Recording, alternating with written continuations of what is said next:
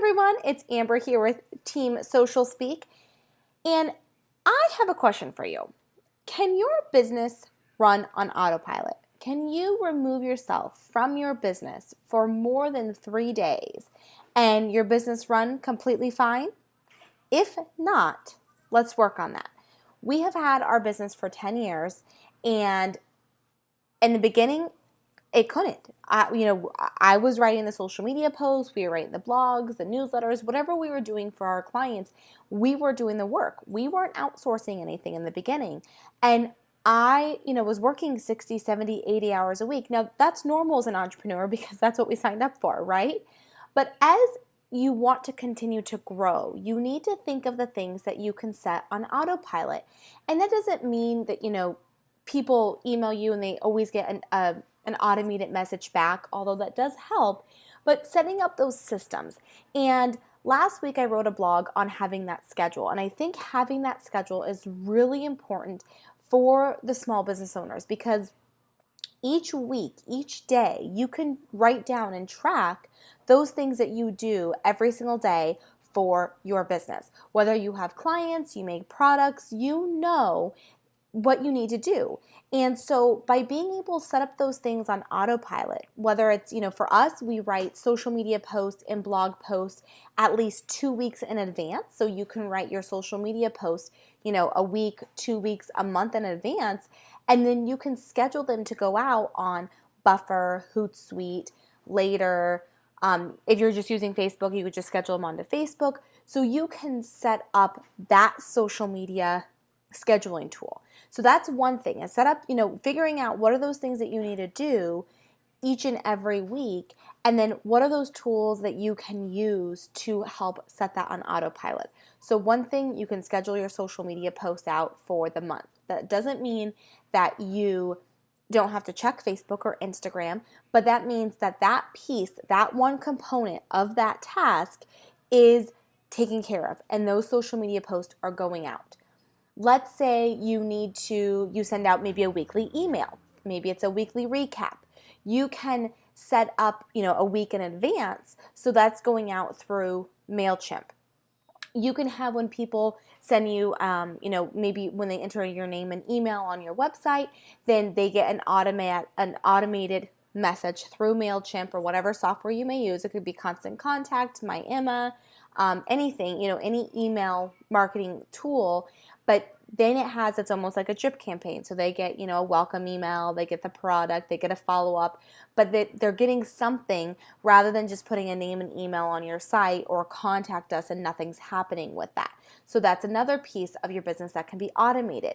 Can you automate your invoices? If you use PayPal, you can set it up, for the invoicing. You can have that go out each month.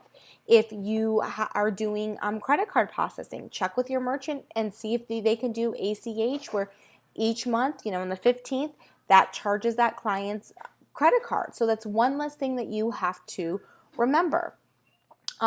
If you are, making products. Now, products or, online stores may be a little bit difficult because it depends on orders, but you can have those things that are already, popular. Maybe you set up your drop ship so that supplier has 10 shirts or 20 shirts, and then as orders come in, they can go ahead and ship them out. What I'm trying to get at is looking at everything that you need to do during the week and writing it out, and then being able to say, how can I automate these items? What are you doing on a daily, weekly basis? And if there's not a tool to automate, let's say you get, you network every week and you get 30 new cards each week. Well, those people need to be entered into your database. And you can either wait for, maybe once a month and get that stack of cards, a little bit larger and then input them. But then look for people that you can delegate to. Maybe it is, maybe you do have a 16, 17-year-old child that can help with that data entry. Maybe you have a writer that you can say, okay, we want, these are the blog topics for the month. Can you please pre-write them? And then you can make the images and then schedule them out on your on your WordPress site for your blog posts. see if you can hire an intern that can help with, maybe the email marketing or some of those other little tasks. It doesn't always have to be you. And coming from, I'm saying that, and I am a control freak. I like things done my way, and it's not always like that. So as a business owner, you need to find that way that works for you. And Caitlin and I have had a lot of people work for, I shouldn't say a lot, a handful of people that have worked for us over the past 7 years.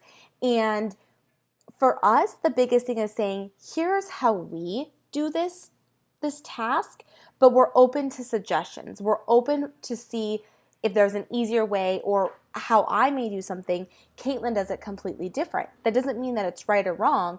It's just different ways of doing it. So as you hire people, and they're, all of our workers are independent contractors, so you have to make sure you're clear on independent contractors and employees, but finding those people that you can trust, that you can give those little tasks to. So you can go on a week vacation and be completely okay with stepping away from the business. Now, again, I am a control freak. I am now at that point where I can completely step away and feel 100% comfortable. Now, I still check my emails daily because things come up and I want to make sure that I'm on it for my clients, or just when I get home, I don't want to have 1,000 emails that I have to go through. So I do stay on top of my email, as I'm on vacation, but I may just check it once a day rather than being on it all day. But with Facebook, you can set up the chat box. So if you're only on Facebook a couple times a week, you should probably be on it at least once a day. But if people are messaging your Facebook page, you can set up that chat box that says, thanks so much for reaching out to us. Please feel free to email us or call us. Put that call to action in there, because they may be on Facebook all day long, but if you're not, you may miss that opportunity to connect with them. So having those autoresponders, those chat boxes are important, because it gives your audience that next step. You heard them, you saw them, and now you would like them to do this, this, and this. So take out a piece of paper or open up a document and just write down, if you haven't already, write down every service that you offer or every product that you offer for, in your business. And within that service, within that product, what are the steps to complete that service or product? So for us, what does it take to create a content calendar, a blogging calendar? For one client, when they come on, what are we managing? Are we managing their social media, their blogging, their website updates, their newsletters, their email marketing? And then within each of those tasks, what do I have to do in order to complete that task? And from there, you can figure out, okay, what can be automated or what can I delegate? Because if you take on, as just me individually, maybe I can only handle 10 clients at a time. Well, how are you going to grow your business if you can't grow past that 10 client mark? So by being able to have some things on automated and bring in other people, it allows you that freedom and that flexibility to bring on new clients and then be able to delegate to those other people that you have working with you. And it does take some time to find the right people. We got really lucky with interns at a local college in Boulder, Colorado. We had 3 of our interns from there. We had another intern from another college in Denver. They get marketing credits for, at least for social media, they got marketing credits towards their intern. So we got them for almost, a full school year. And that was great because that helped us out a lot. They were eager to learn. We wanted to teach, and it allowed us to take that one thing off of our plate, and that was being done. So